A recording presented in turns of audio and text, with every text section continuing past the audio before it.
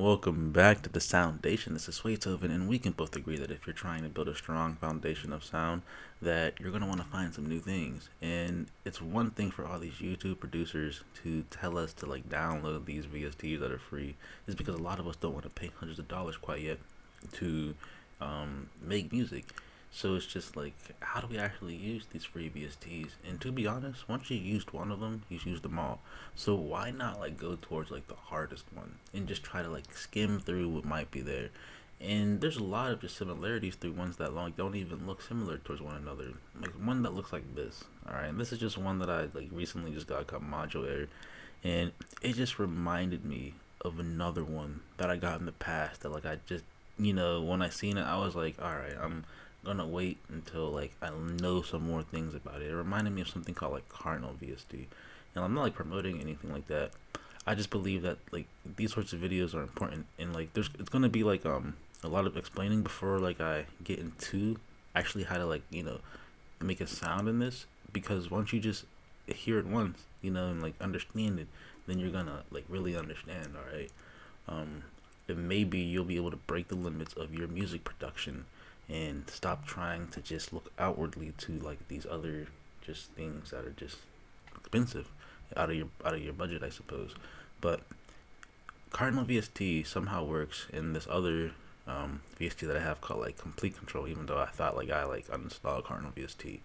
And as you can see in Cardinal VST, there's cables, right, and how this VST works. It still makes a noise, all right,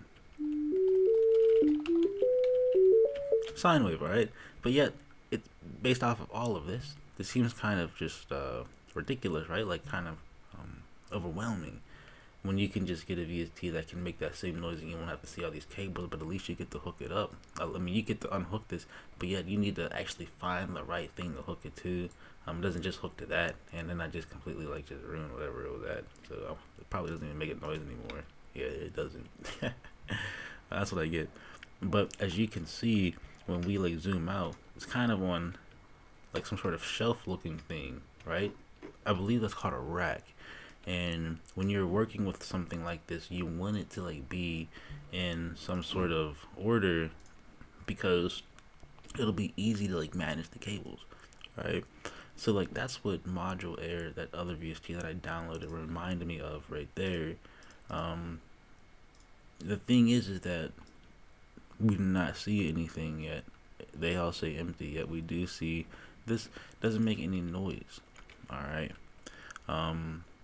The one cool thing about this is also, this is very important. Okay, as we just seen in Complete Control with all those cables, it reminded me as well of Patcher. Okay, so let's just find Patcher real quick, because that's gonna take a second. Patcher, boom. Right, Patcher's empty. You know what I'm saying? Even at the surface, there's nothing there. You can learn a lot if you just press the presets, look at a preset, all right, and at the surface, it looks like a VST inside of FL Studios with Patcher. Yet, if you look at the map, and a lot of people don't do this, you can kind of break it down, the logic of how everything was actually put together, and look at all these cables. Yet we are designed to understand red light, green light, and yellow light. You know what I'm saying? So we know how to color code, and we just understand that this green light means that it's probably working. All right, so that's where the noise is going to into Harmor, which is just a plugin, a stock plugin in FL Studios, which creates noises. All right, but that noise needs to move outwardly, so then it moves into a parametric EQ. Interesting. Then it goes into a fruity stereo enhancer. Interesting. And then it goes out into the master to create a sound. All right, which is very interesting. All these controls, I can say we can just look past that. All right, that's probably definitely something for a different video. But the one thing that's also interesting, because there's a reason why I was saying interesting, is that with the parametric EQ and the studio enhancer, you know how you actually put those in there? By using an instrument track. But we didn't use an instrument track. All we did was we loaded up something in Patcher. So that's how powerful Patcher is. And let me show you this, okay? There's a flow to how it goes as well. It goes to the EQ, and then it goes to the stereo enhancer. To do that, we'd actually have to put Harmor into the thing. All right, we have to assign it to an instrument track, we'd have to put a parametric EQ on it. And if I'm not mistaken, all right, we'd also have to like send it to like another instrument track that has a stereo enhancer, all right. So we don't route it to the master. We'd have to just route it to like the where we just created the stereo enhancer, and then it'll still like make the noise. It'll just like be like enhanced, it'll be changed, and then boom. But look how easy it was to just do it in Patcher before we did it with all of that, right? And then you can just add more effects, right? You can stack more things in Patcher as well. It doesn't have to just be Harmor. It can be something as well, like, you know, Biohazard or Toxic Biohazard or anything like that. So going back to init, well, look, it seems as though we can put like different sounds together. And I'm only saying that is because, well, how about we go to preset? And I believe this preset is just going to like just instantly make noise for some reason. So it's just like, all right, let's find a preset that might seem like it's not going to be like obnoxious. This one's probably going to be obnoxious. It's obnoxious enough. There's not enough to that one, in fact. It actually seems kind of dumb. This one seems kind of cool. All right. And we can see that there's no cables though. All right. But there's another way that will allow us to be able to know how things are hooked up. And if we actually just hover, we'll be able to see. So one thing you can do is just try to like see the color codes inside of these VSTs that there's a way that it'll show you. Hopefully there's a way that it'll show you. Other than that, they're just, you know, kind of leading you blind with this stuff. But yeah, now we kind of see at least how things can be hooked up. Other than that, there's not much to see. We can see that there's oscillators. There's 2 oscillators in there, and well, there you go. There's some other things too, but as we're gonna see, we can create a dual oscillator. So in this sort of VST that has 18 boxes, we can create at least 16, maybe 17, maybe all 8. No, I don't think all 18 can be dual oscillators, creating a lot of different noises, a lot of different layers. So you can already tell the power of what this thing can do, so to speak. The problem is that if we do actually try to play any music, guess what? There's not going to be any noises coming out. All right, and that's why we had to look at the other presets, is because if we notice that the left and the right boxes do not have anything hooked up to it, there's no cabling, right? Even though I said there's no cable, there's no cabling. So if we were to right click it, we can then take this sound from dual oscillator 1A for your left ear and dual oscillator 1A for your right ear, and you'll be able to hear, and because I do not want to hear saw wave right now, a sine wave. There you go. If I were to want to add both of them, I could add both of them like this, but there's a reason why we can't do more with this. The sine wave is still playing. It's probably hard to hear because the saw wave is overpowering it, but as you can see, there's only so many options right there. So that means we're gonna have to kind of like dig a little bit deeper.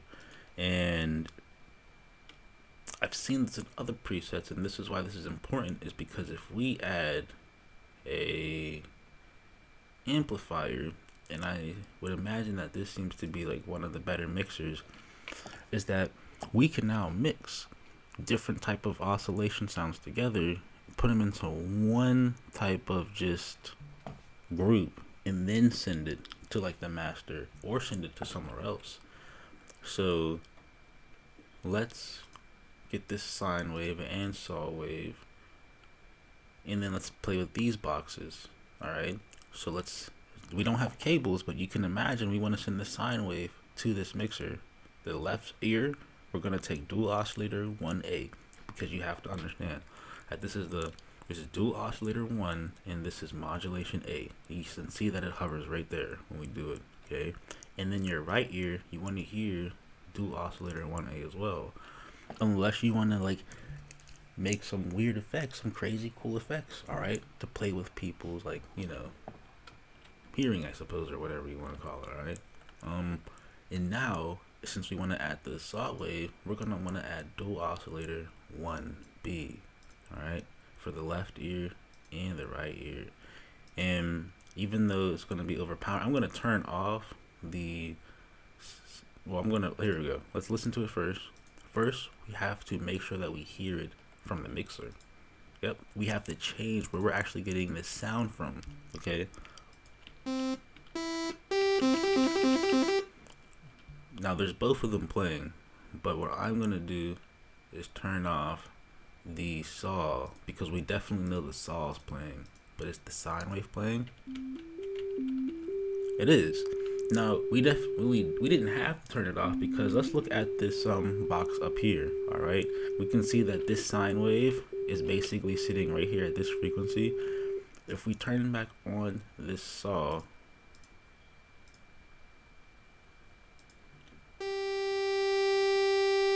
because we know that the saw is resonating at a higher frequency, that sine wave line was still there and the saw waves were still there. So it's just like, eventually you'll be able to get like an eye for that. And another cool thing that we could do is adding like an arpeggiator. Or we can arpeggiate this noise. The thing is that in the free VST, much like Odin 2, that I also heard from a YouTuber to get, you know what I'm saying? There's an arpeggiator that has these types of modules, these type of buttons, type of controls, and you might see that in other type of like arpeggiators and like different VSTs that are expensive as well. So there's like a math to it, to be honest.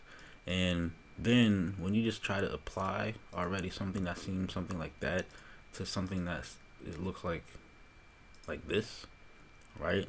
It's just like, what the heck? Even something that looks like this, like a beat sequencer, right, where you have blocks and you color those blocks, and it's just like, all right now, but you know that that's an arpeggiator, and it makes it even more hard to kind of like understand it. And I understand, not this, but so the thing is this: I believe that to make it easy, I think I can get rid of this beat sequencer. I really have to like remember, by the way, like what I seen from the last preset. And what we can do, to be honest, is we could play around with it and be wrong first, but I just want you to understand that this oscillator is the noise, and it's going through the mixer, which is the noise. To sequence it is to basically modulate it, all right? In a way, meaning that we're gonna have to like change how it's actually coming out. So we're gonna have to like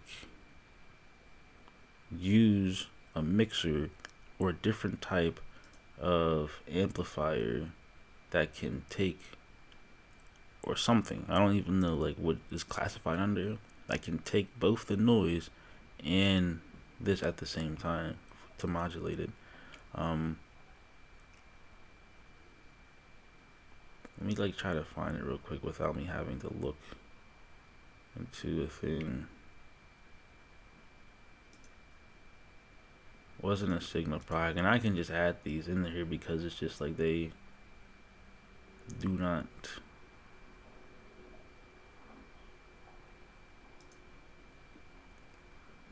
amplifier was important because it does actually do what I'm talking about, I believe. So if we were to modulate this with a sequencer 1, alright, which is this, which I'm believing we can put this clock to hopefully like 1/8.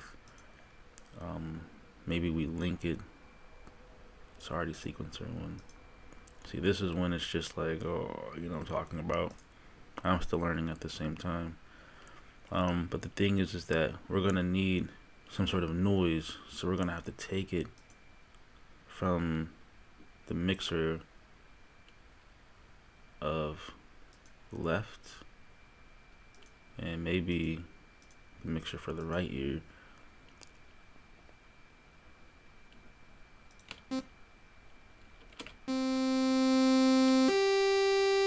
Alright, so that didn't modulate it. I'm just letting you know right now that didn't work. So what I'm gonna do, alright, is look up. I'm going to open up another instance of ModulAir, open up something that should seem like it makes sequencer. Alright, now we can see that this sequencer is set to like a different clock. That clock is being picked up by this envelope.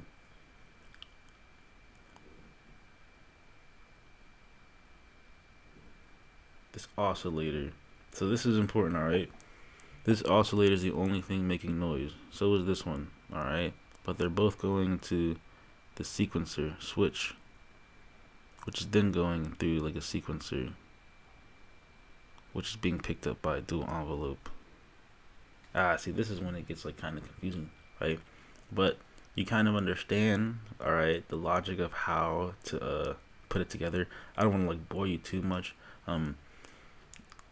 Before I went to work earlier yesterday or like today or you know, whatever, how you want to work it, it's just like I figured it out. But you just have to like link up the cabling, so to speak, and it's just, you know, hopefully you learn something in this video. It's not that difficult to like do this.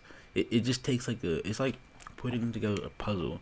At the same time, it's just like, I mean, you know, unless you want to spend like $600 on Atmosphere, you know. And hopefully if you learn something, you might want to subscribe, like the video.